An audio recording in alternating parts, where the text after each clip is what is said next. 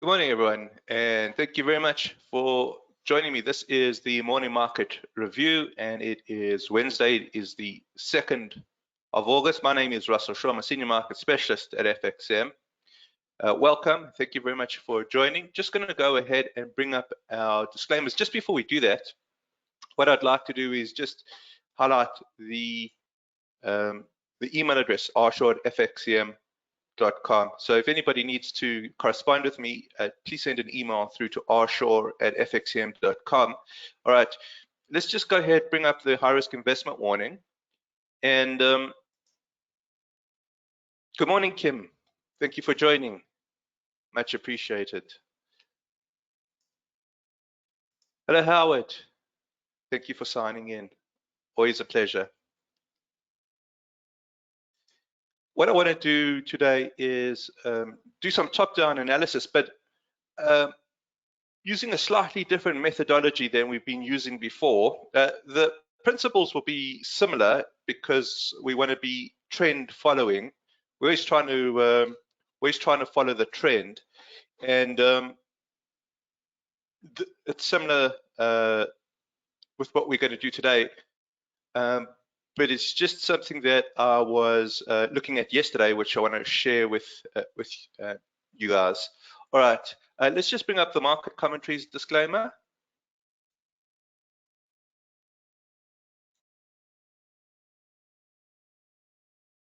Just keep this on screen for a few moments longer.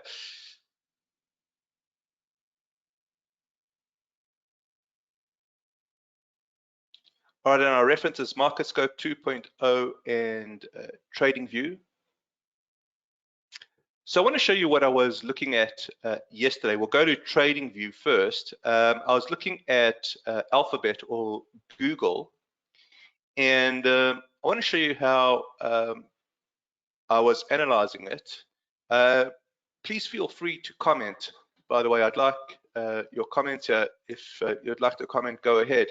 Now, what we've got here is two moving averages. They're exponential moving averages. The first moving average is going to be a 5-period moving average. That's this green one over here.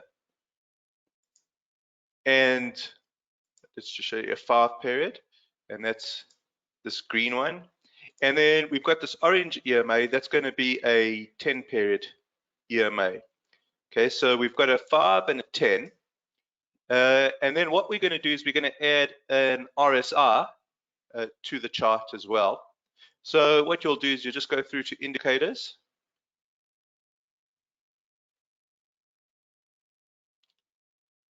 Put in relative strength.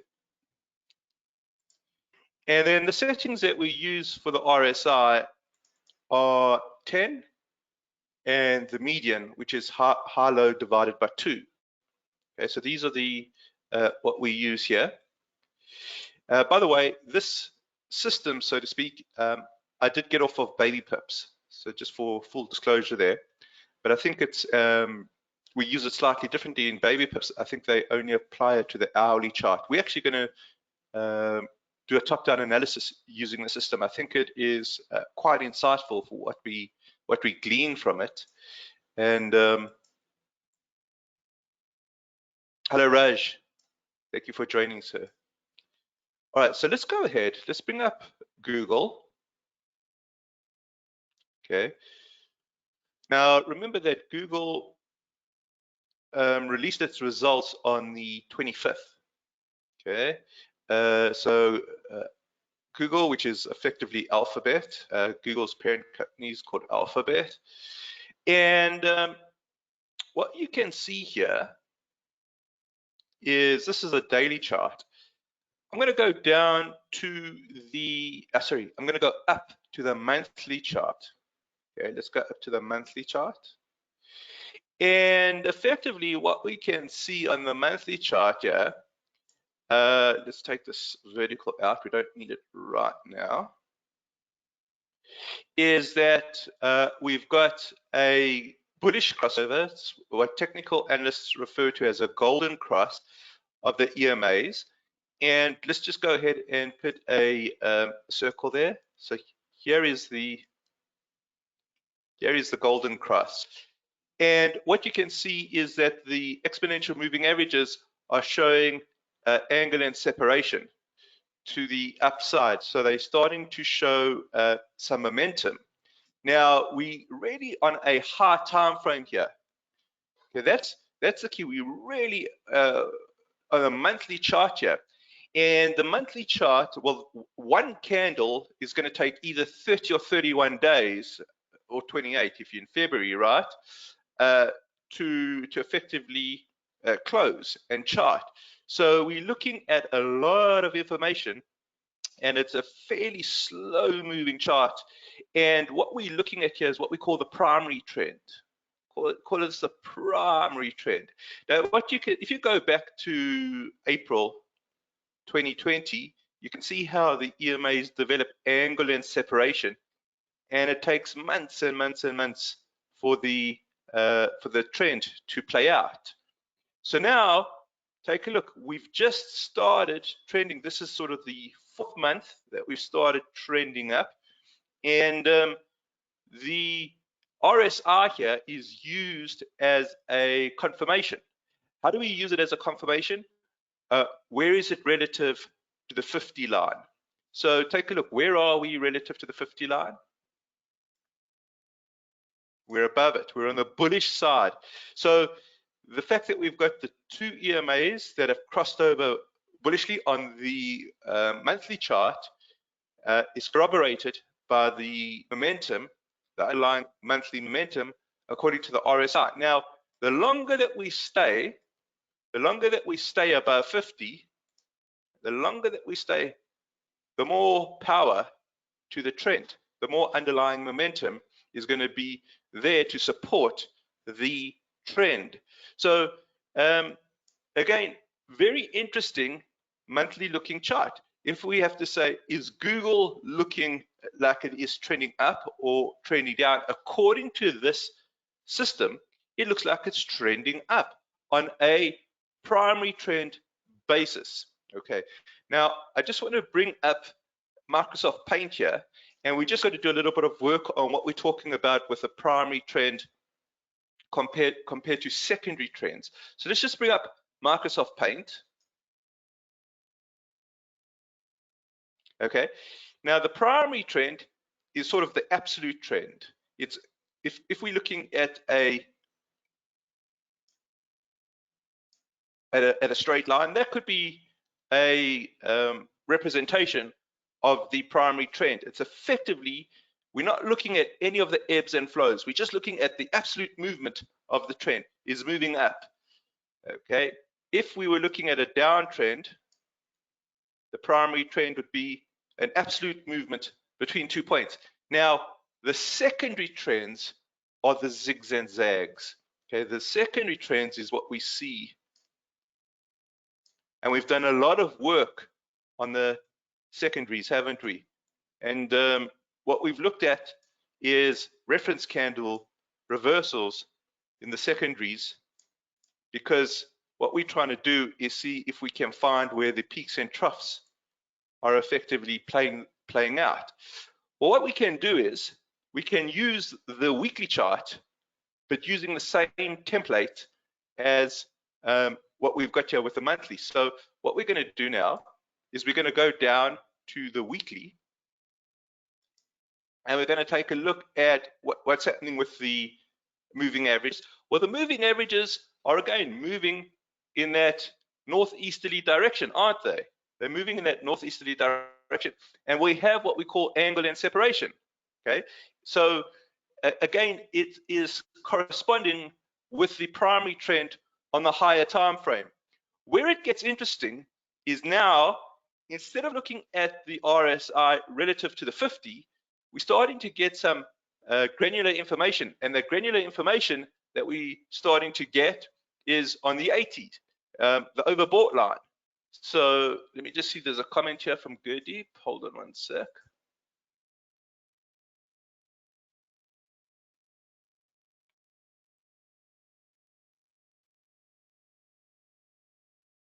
It stayed overbought for several months, yeah. Going back to the monthly, it stayed overbought here for several months, and then it came down. Yeah. Agreed. Agreed. Take a look at it on the weekly chart though. On the weekly chart, we get more granularity. Okay, we start getting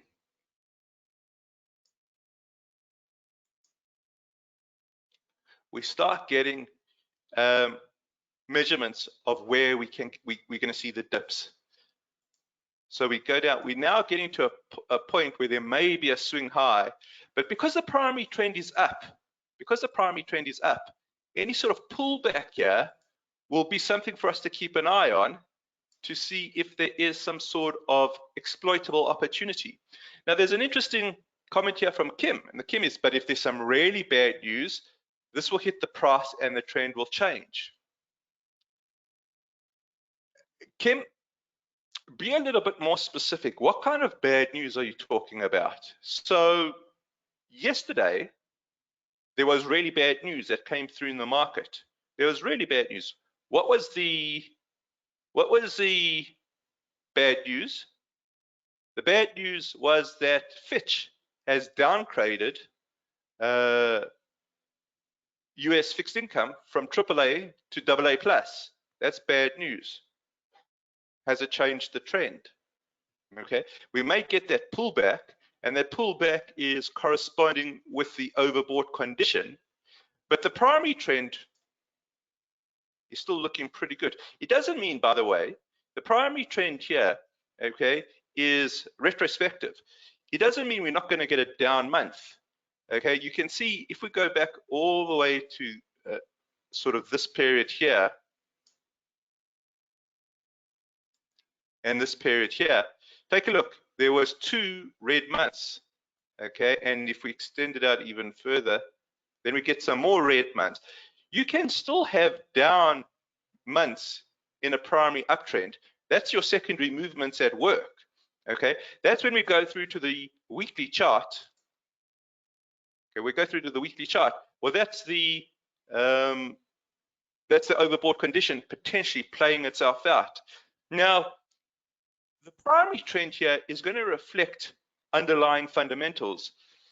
A bit of bad news is not necessarily going to change a trend unless the fundamentals have changed. What are we talking about in terms of fundamentals? Okay, we'll just do fundamentals are basically earnings. Do earnings justify the prices? Are we overbought in terms of a PE ratio? Are we oversold in terms of a PE ratio? Are they decreasing earnings? What's the forward guidance? Over time, those will reflect in primary trends. But one piece of bad news isn't going to wipe the trend out. Not a monthly trend. I don't think it has to be really sort of an outlier event like the lockdown. The lockdown event. Let's see if we can see lockdown here. Let's put in logarithmic. This was lockdown here on the Google. It hardly made a dent in the chart. Yet we had 2 terrible months there. No doubt, if you were holding Google during this time, you were sweating. Can't argue with that. But by and large, the primary trend stayed bullish in bull mode. Okay, so we can go from the top, which is the monthly. We can go down from the monthly through to the weekly. And then what we can do is we can actually start doing some granular analysis, even more granular on the daily chart. So we go through to the daily. And now, just to show you what I looked at yesterday, let's remove the drawings here. I actually took we can look at it in terms of the EMAs. So you can see that the EMA over here does have a golden cross. I'll just put the golden cross in.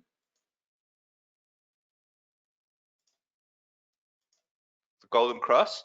And you can see that we do have the RSI that is, you do have the RSI that's above 50. By the way, Kim, the lower the time frame, the more reactive it's going to be to the news. So the daily chart's going to be much more reactive to bad news than, say, the monthly. But the monthly, remember, we're talking from a top-down analysis. That's your primary trend. That's your underlying fundamentals. Okay, your daily chart is kind of what your shorter-term movements are, your shorter-term traders are doing. So you can see that we've got the EMAs in bullish mode, and you can see that the RSI is about 50. I want to show you just another way that we could have analyzed this, and I thought it was quite an interesting way to analyze.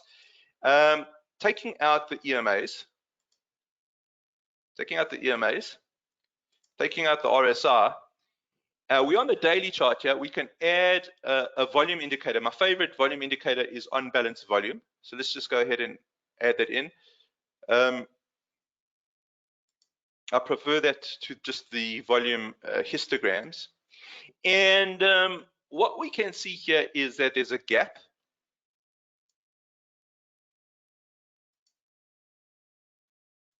There's a gap right over here. Well, that's interesting. It looks like it's breaking out of a trading range. This is a trading range. So it looks like the gap is pushing price, breaking it. There's a breakout from the trading range, and that breakout is effectively the gap.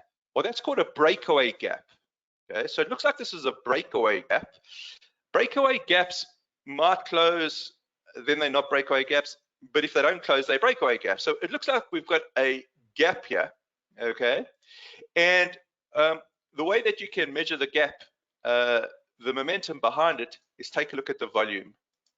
And you can see we've got a terrific amount of volume that has come in here. So the volume really kicked up nicely just as we had this breakaway gap.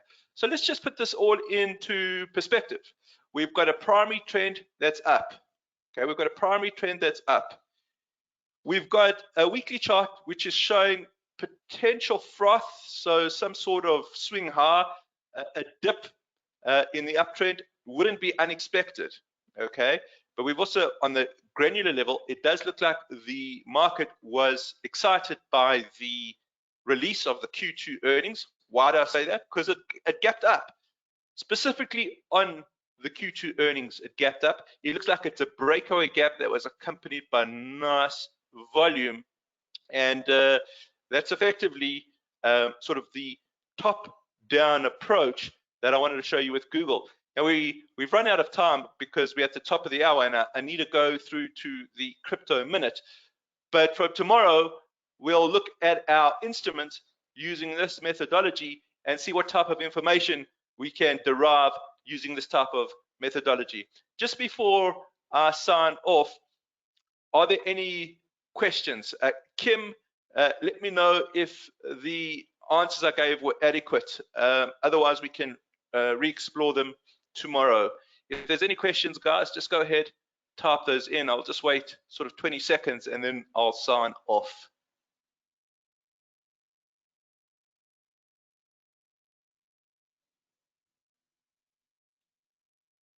Okay, nothing coming through. Nothing coming through. All right, guys, let's sign off over here. We'll go on to the crypto minute next. Just want to wish you all a great day ahead, a great evening ahead, and we shall chat again tomorrow. Oh, just before you guys go, I'm begging your pardon, just before you guys go, we are doing a live trade on Friday, and that's going to be for the non-farm payroll. I've just posted the link into the chat. I beg your pardon that I did it so late in the webinar.